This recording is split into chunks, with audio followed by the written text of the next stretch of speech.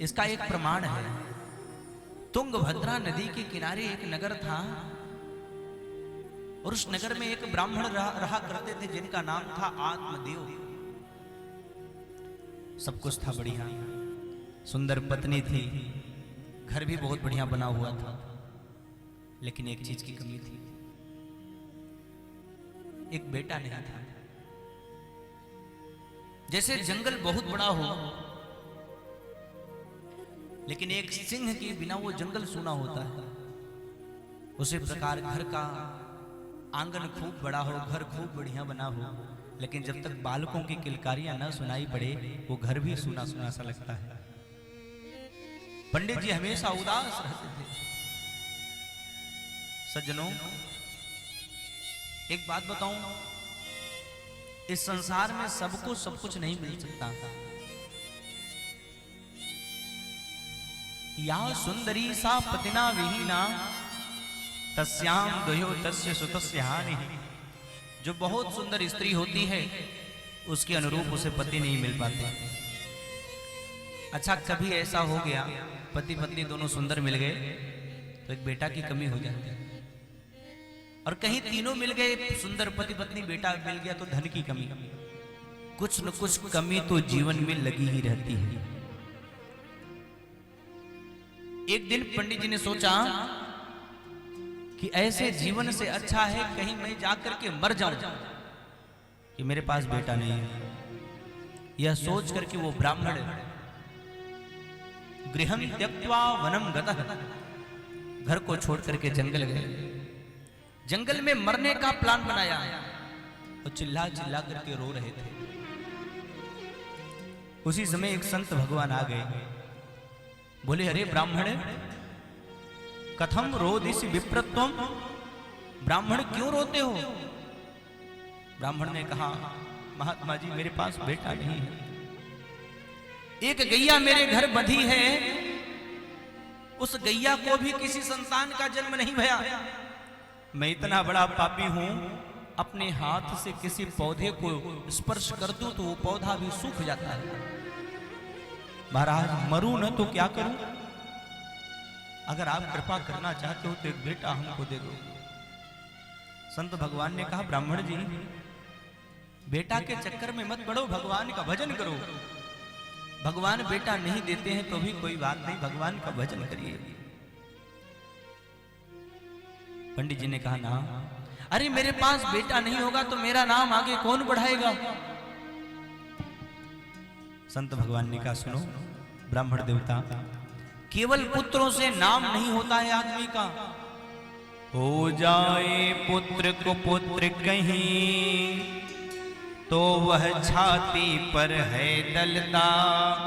अये ब्राह्मण तो किस सोच में है, पुत्रों से नाम नहीं चलता।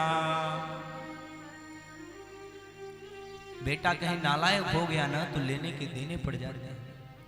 और किसी का नाम किसी के बेटों से नहीं चलता, किसी का नाम उसके अपने कर्म से चलता है। आज भी हम तुलसीदास जी का नाम जपते हैं, मीराबाई का नाम जपते हैं, रसखान का नाम जपते हैं, बड़े बड़े महापुरुष हुए। क्या उनके बेटे अच्छे थे इसलिए जपते हैं? उनके कर्म अच्छे थे इसलिए जपते हैं। और महाराज बेटों से सुख मिलेगा क्या गारंटी है? चक्रवर्ती दशरथ जी के पास 4 बेटे थे, बेचारे तड़प के मर गए, कोई बेटा नजदीक नहीं था। सगर के पास 60,000 पुत्र थे, कौन सा पुत्र काम में आया?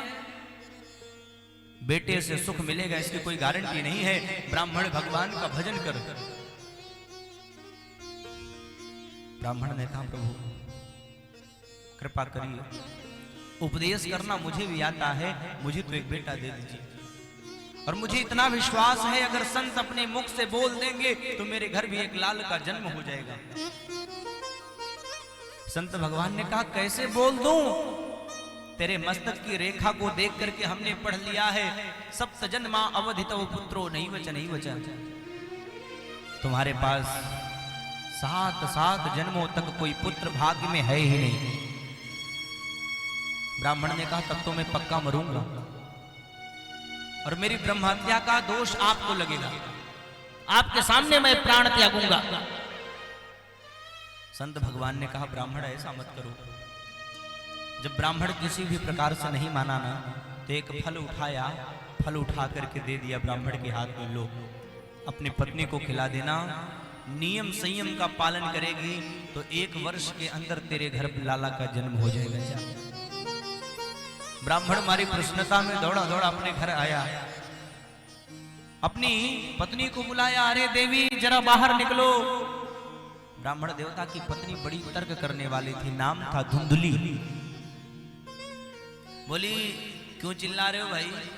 अरे ये फल लाया हूं, ये प्रसाद है, ग्रहण कर लो। फल? अरे फल तो हमने बहुत से खाए हैं, इस फल में क्या गुण है? ब्राह्मण देवता बोले देवी ये संत का प्रसाद है, हर फल की तुलना इस फल से मत करना। इस फल को अगर तुमने ग्रहण कर लिया तो हमारे घर भी एक लाला का जन्म हो जाएगा। देवी इसको तुरंत खा लो। वो फल को ले ली लेकिन खाया नहीं। सोचने लगी फल को खाऊंगी बच्चा पेट में आएगा। और हमने सुना है जिन माताओं के पेट में बालक आ जाए वो भोजन कम कर पाती। अभी तो मैं खा खा के मोटी हुई हूं, भोजन कम हो जाएगा तो शरीर कमजोर हो जाएगा। और जब शरीर कमजोर भया तो घर का काम कौन करेगा? और दूसरी बात, बालक को जन्म देने में बड़ी पीड़ा होती है। और किसी तरह बालक को जन्म दे दिया और जन्म दे रहे हैं, उसी समय घर में भूकंप आ जाए, सब तो भाग के किनारे होंगे, मैं कहां भाग के जाऊंगा? मरना तो मेरा होगा। और जन्म के बाद लालने पालने दुखम प्रसूतायाश्च वर्तते, बालक के लालन पालन में बड़ी कठिनाई है। इसलिए मैं सोचती हूं कि बंध्या या विधवा नारी सुखिनी चेति में मति। इस नारी के दो ही, इस संसार की 2 ही स्त्रियां सुखी हैं, एक बंध्या जिसके पास पुत्र नहीं है, एक विधवा जिसका पति मर गया है। ये धुंधली सोच रही है, इतना उल्टा। उसकी एक बहन आ गई, धुंधली की एक बहन। उसने कहा बहन क्यों टेंशन में हो? बोली ये फल दिया है ब्राह्मण देवता ने खाने के लिए, देखो मैं बच्चा पैदा करना नहीं चाहती। उसकी बहन बोली अरे तुझे फल खाने की क्या आवश्यकता है? इन बाबाओं की बात में मत आना। खावे पहिरे ढोंगते ये जोगी अवधूत, अरी बहन कहीं फलन ते होत न देखे पूत। कहीं फल से बच्चा होता है? सुनो तुम्हें बच्चा चाहिए ना, मेरे पेट में बच्चा पल रहा है और कुछ महीने के बाद इसका जन्म होगा, मैं चुपके से ला करके तुम्हें दे दूंगी, मेरे पति को कुछ पैसा दे देना। अरे तुम्हें कष्ट भी नहीं सहना है और बच्चा भी मिल जाएगा। इस फल को क्या करें? बोली गैया को खिला दो। फल को ले जाकर के गैया को खिलाया और पंडित जी से झूठ बोल दिया कि फल हमने खा लिया।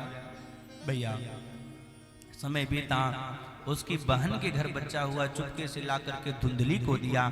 इसने उसके पति को पैसा वगैरह दे दिया और ये शोर मचाने लगी। पंडित जी भोले भाले, उनको लगा कि हमारे घर ही लाला का जन्म हो गया, वो तो नाचने लगे।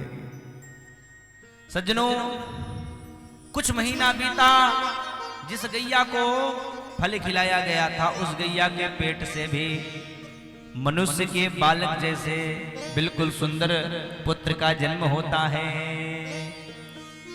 सर्वांग सुंदरम दिव्यम निर्मलम कनक प्रभम। पूरा शरीर मनुष्य का, कान केवल गऊ का। भगवान भी देते हैं तो छप्पर फाड़ के देते हैं। कहां तो एको बेटा नहीं, कहां तो गाय के पेट से भी मनुष्य का बेटा हुआ। दोनों बच्चे धीरे धीरे बड़े हुए, दोनों का नामकरण हुआ। धुंधली ने अपने बेटे का नाम धुंधकारी रखा और जो गाय के पेट से बच्चा जन्म लिया, कान गाय का होने के नाते नाम गोकर्ण पड़ा। बोले गोकर्ण जी महाराज की जय। दोनों बालक बड़े भये और देखिए संस्कार में कितना अंतर हुआ। एक बहुत बड़ा पंडित ज्ञानी भया और दूसरा बहुत बड़ा दुष्ट हो गया। गोकर्ण सुबह से संध्या तक पूजन में समय बिताने लगा, लेकिन खल नीच धुंधकारी वैश्याओं के घर जाने लगा। गोकर्ण पंडितो ज्ञानी धुंधकारी महाखल है। छोटे छोटे बच्चों को कुएं में फेंक देता, मदिरापान मांसाहार उल्टे सीधे कर्म करने लगा महाराज। और उसने अपने पिता की बनाई हुई संपत्ति को नष्ट कर दिया। आज जब सब कुछ खत्म हो गया तो एक दिन हाथ में डंडा लेकर के पिता को मारने दौड़ा। बोला बताओ मुझसे छिपा करके धन कहां रखे हो, नहीं तो आज डंडे से तुम्हारी खबर लूंगा। ऐसे धुंधकारी आज भी समाज में व्याप्त है महाराज। बाप रोने लगा, अरे इसी बेटे के लिए मैं मरने गया था कि मेरे पास बेटा क्यों नहीं है, और आज वही बेटा जन्म लेकर के मुझे मारने आ गया।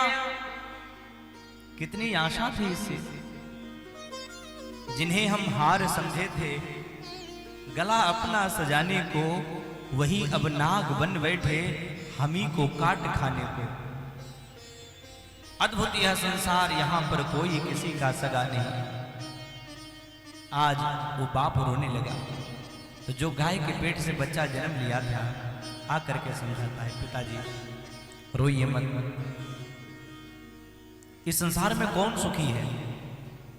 इंद्र भी सुखी नहीं है, चक्रवर्ती भी सुखी नहीं है, ब्रह्मा भी सुखी नहीं है। पिताजी ये हाड़ मांस का शरीर है, इससे इतना प्रेम क्यों लगाते हो? देहेस्थिमान सुरुधरे विमतिम त्यजत्वम जाया सुदा दिशु सदा ममतां विमुंच।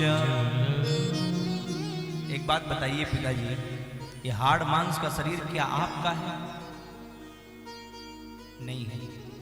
जब ये शरीर हमारा नहीं है तो इस शरीर से जुड़े हुए रिश्ते नाते हमारे कैसे हो सकते हैं?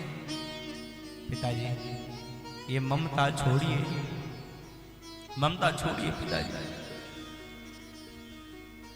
और एक बात बताऊं, ममता ही दुख देती है, ममता ही दुख देती है। किम दुख मूलम ममता विद्यानम, दुख की जड़ ही ममता है। बोलिए कैसे? आप लोग न्यूज देखते हैं टीवी पर, कभी कभी ऐसा भी न्यूज आता है कि कहीं ट्रेन दुर्घटना में 500 लोग मर गए। आता है कि नहीं? एक बात बताइएगा, ये न्यूज सुन करके, ये समाचार सुन करके कि 500 व्यक्ति मर गए, आप में से कोई है ऐसा जो 2-4 दिन के लिए अपना भोजन बंद कर दे? अरे 500 लोग मर गए, अब हम 2 टाइम भोजन नहीं करेंगे, ऐसा कोई करता है? नहीं करता ना। क्यों नहीं करता? अरे भाई 500 लोग मरे, आपको दुख नहीं हुआ? नहीं हुआ। क्यों नहीं हुआ? क्योंकि उन मरने वालों में कोई ऐसा नहीं मरा जिसके साथ हमारी ममता जुड़ी हो। समझिएगा। और जिसके साथ ममता जुड़ी है वो मरा नहीं, थोड़ा सा बीमार होकर के हॉस्पिटल तक चला गया। बताइएगा ईमानदारी से, आपका भोजन पानी अपने आप बंद हो जाता है कि नहीं?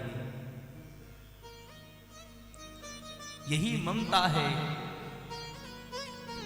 आज गोकर्ण जी कह रहे पिताजी वो ममता छोड़िए। जननी जनक बंधु सुत दारा तनु धनु भवन सोहृद परिवारा। ये 10 जगह पर ममता टिकी है। ममता को छोड़ करके भगवान के चरणों का आश्रय लीजिए। क्यों? क्योंकि साथ में ये संसार के लोग नहीं जाने वाले हैं, ये धन संपत्ति काम आने वाली नहीं है। क्या करें? बोले धर्मम भजस्व सततम त्यज लोक धर्मान, धर्म की शरण को ग्रहण करिए। ये पुत्र तुम्हें धन के लिए मार रहा है, ये सोने चांदी के आभूषण आपके काम नहीं आएंगे। मरने वाले का सच्चा साथी उसका धर्म है। और किसी ने तो कहा है ना बड़ा सुंदर, सज धज कर जिस दिन मौत की सहजादी आएगी, न सोना काम आएगा न चांदी आएगी, न सोना काम आएगा न चांदी आएगी। सज धज कर जिस दिन मौत की सहजादी आएगी, सज कर जिस दिन मौत की सहजादी आएगी, ना सोना काम आएगा ना चांदी आएगी, ना सोना काम आएगा ना चांदी आएगी। जय जय।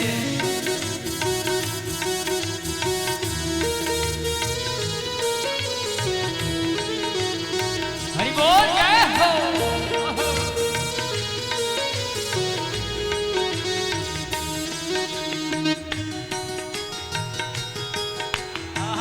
क्या बात है।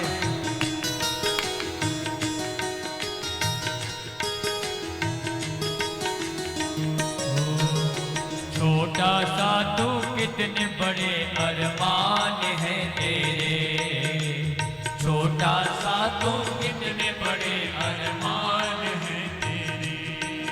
माटी का तू सब सोने के सामान है तेरे हो, माटी का तू सोने का सब सामान है तेरे।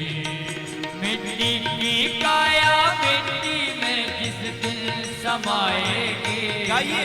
मिट्टी की काया मिट्टी में जिस दिन समाएगी, ना सोना काम आएगा ना चांदी आएगी, ना सोना काम आएगा ना चांदी आएगी। सज धज कर जिस दिन मौत की सहजादी आएगी, सज धज कर जिस दिन मौत की सहजादी आएगी, ना सोना काम आएगा ना चांदी आएगी, ना सोना काम आएगा ना चांदी आएगी।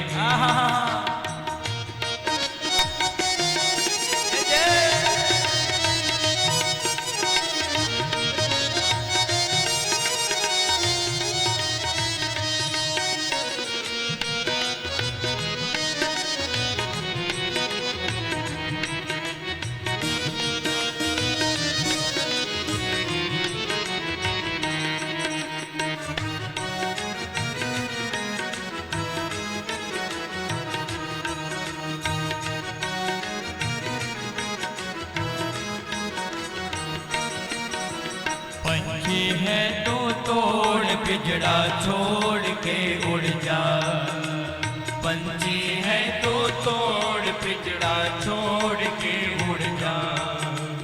माया महल के सारे बंधन तोड़ के उड़ जा, माया महल के सारे बंधन तोड़ के उड़ जा। दिल की धड़कन में मौत जिस दिन गुनगुनाएगी, दिल की धड़कन में मौत जिस दिन गुनगुनाएगी, ना सोना काम आएगा ना चांदी आएगी, ना सोना काम आएगा ना चांदी आएगी। सज धज कर जिस दिन मौत की सहजादी आएगी, सज धज कर जिस दिन मौत की सहजादी आएगी, ना सोना काम आएगा ना चांदी आएगी, ना सोना काम आएगा ना चांदी आएगी, ना सोना काम आएगा ना चांदी आएगी। अब तो बोल दें प्रेम से, क्या बोलेंगे? आवाज नहीं आई, थोड़ी सी ताकत और लगाएं। गोकर्णी ने समझाया कि धर्म ही सच्चा साथी है। पुत्र का उपदेश पाकर के पिताजी चले गए जंगल। भागवत जी के दशम स्कंद का पाठ करते हुए मुक्त हो गए। मां को मारने दौड़ा धुंधकारी। मां बेचारी रात के अंधकार में भागी, कुएं में गिर करके मर गई।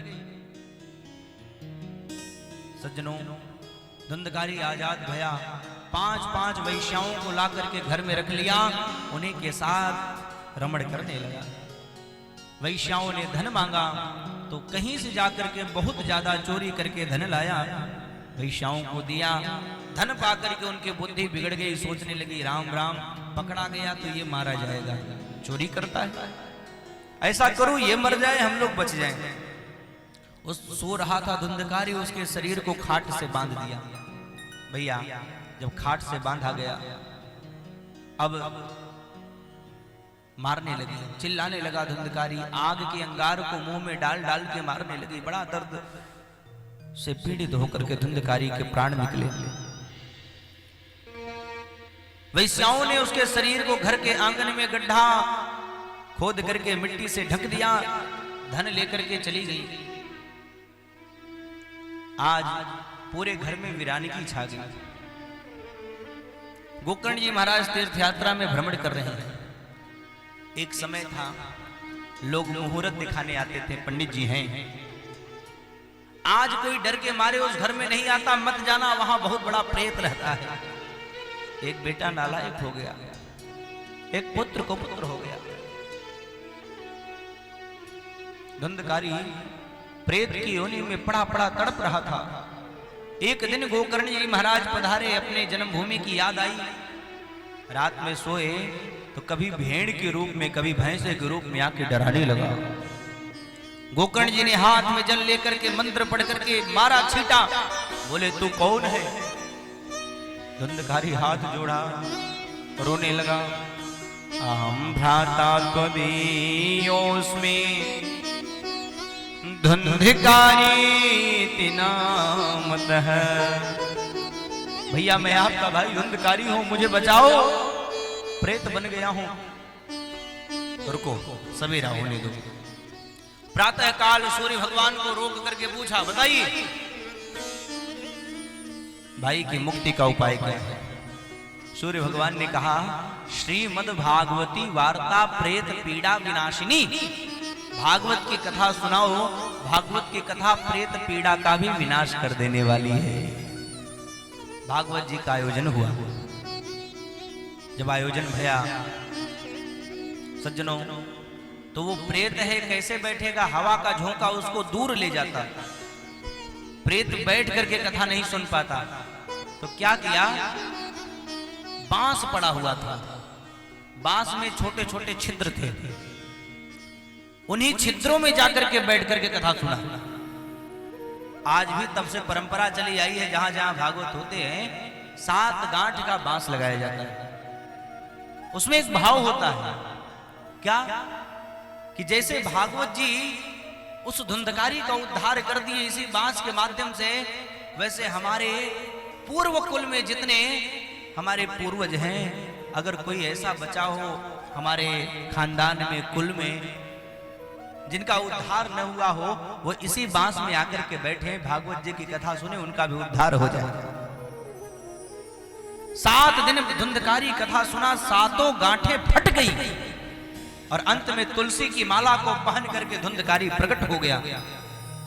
भगवान के धाम से विमान आया, चढ़ के जाने लगा विमान। गांव वालों ने कहा, भैया तुम कौन हो? उसने कहा, धुंधकारी।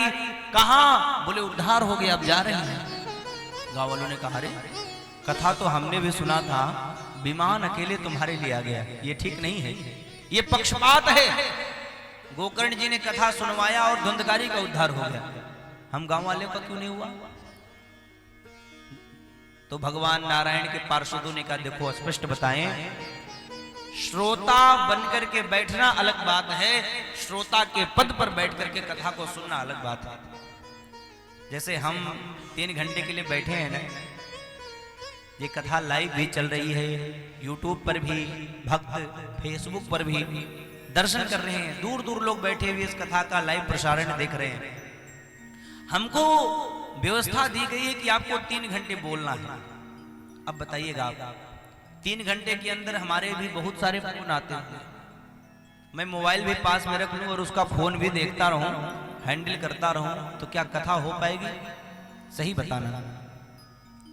उसी प्रकार मुझे 3 घंटे स्वतंत्र होकर के बोलना है, तो कल्याण केवल मेरे बोलने से नहीं होगा।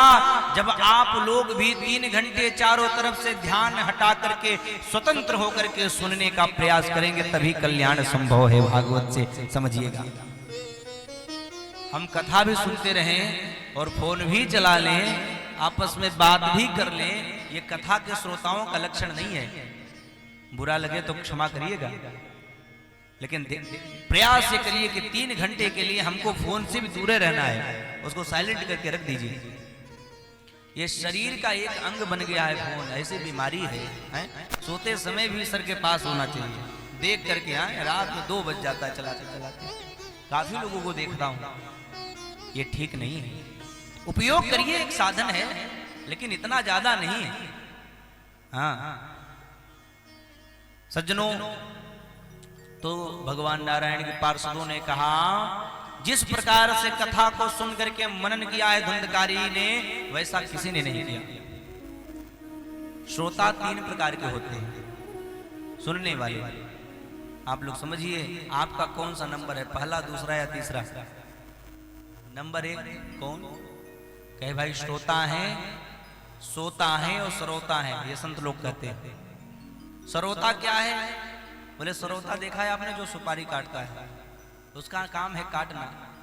वो आके बैठ जाएगा पंडाल में, अगर सरोता तो क्या करेगा जानते हैं? बगल वाले को भी डिस्टर्ब करेगा। देखो कथा तो चल रही, लेकिन थोड़ा लाइट कम है, कथा चल रही है, थोड़ा भजन कम हो रहा है, कथा तो चल रही, बड़े कीड़े उड़ रहे हैं, दुनिया भर की कमी ढूंढेगा वो, क्योंकि उसको कथा से मतलब नहीं, वो सरोता है, उसका वही काम है। तो ये सरोता। और नंबर दूसरे कौन है? बोले सोता। ये सोता बड़े अच्छे होते हैं, किसी को डिस्टर्ब नहीं करते, जहां बैठ जाएंगे, जहां थोड़ा सा टेक वगैरह मिल जाए, और सहारा लेकर के कथा चल रही, मस्ती में सोते रहे। सोते सोते 3 घंटा बीत गया, पता नहीं चला। देखिए नींद बड़ी जल्दी आती है, ये भी आपको कारण बता दें, कथा में नींद बहुत जल्दी आती है। क्यों? ये निद्रा देवी कथा सुनने नहीं देती है। एक बार की बात बताएं आपसे, नोएडा में कथा चल रही थी। ठाकुर जी की कृपा से कई प्रदेशों में जाने का अवसर भगवान भेजते रहते हैं। यहाँ कथा चल रही है। इसके पहले अभी गोरखपुर में हम लोग विश्राम करके आए हैं। कौन सी जगह? धनोड़ा खुर्द, कौड़ी राम के पास कथा चल रही थी। वहां से भी हम लोग कल रात में ही निकले, लगभग 3 बजे यहाँ पहुंचे। यहाँ कथा करने के बाद आगे की डेटें सुनिश्चित है मध्य प्रदेश में, शिवपुरी जिला में, तो आना जाना लगा रहता है। तो नोएडा में कथा चल रही थी। तो आपसे बताऊं, नोएडा में एक माता जी तीसरे दिन आई, बोली महाराज जी आप बड़ी अच्छी कथा करते हैं। हमने कहा माता जी कथा भगवान की हमेशा अच्छी है ही, उसने मैं अच्छी नहीं करता हूं, वो अच्छी है ही, मैं तो टूटी फूटी वाणी में बोलता हूं। तो दोबारा फिर बोले नहीं नहीं महाराज जी आप अच्छी कथा करते हैं। हमने सोचा लाओ पूछ ले भाई, कुछ इनको अनुभव मिला होगा। हमने कहा अच्छा माता जी आपको कैसे पता चला, आप बता दीजिए। बोली महाराज जी सही बताएं। हमने कहा हाँ बताइए। बोली महाराज जी जब मैं घर में पहले रहती थी ना, 3 नींद की गोलियां खाती थी, फिर भी नींद नहीं आती थी। और जब से आपकी कथा में आने लगे, 3 घंटा कैसे बीत जाता है नींद में पता ही नहीं चलता। आप कथा बड़ी अच्छी करते हैं। अब बताइए कितने लोग सो करके भी जान जाते हैं कि कथा अच्छी हो रही है। तो ये दूसरे नंबर के हैं सोता, जो सोते रहते हैं। प्रसाद के समय आरती वारती होने लगी तो नींद खुल जाती है। और नंबर 1 के जो हैं वो हैं श्रोता। वो कहीं भी आकर के बैठ जाएंगे प्रेम से, जहां से ठाकुर जी का दर्शन होता रहे, मन लगा करके भगवान का स्मरण करते हुए कानों के माध्यम से कथा का पान करते हैं। ये नंबर 1 वाले श्रोता के लक्षण है। अब देख लेना इसमें से आप किस नंबर पे आ रहे हो। हाँ, सारे गांव वालों ने कहा कथा फिर से होगी। दूसरी बार कथा का आयोजन हुआ गोकर्ण जी महाराज के माध्यम से। और अब की बार क्या हुआ, पहली बार तो केवल धुंधकारी का उद्धार हुआ था, अब की बार गांव में जितने व्यक्ति थे भगवान के धाम से उतने विमान आ गए। और जैसे राम जी के साथ अयोध्यावासी भगवान के धाम को गए थे, उसी प्रकार गोकर्ण जी महाराज के साथ समस्त ग्रामवासी भगवान के गोलोक धाम को गए। बोले भागवत भगवान की।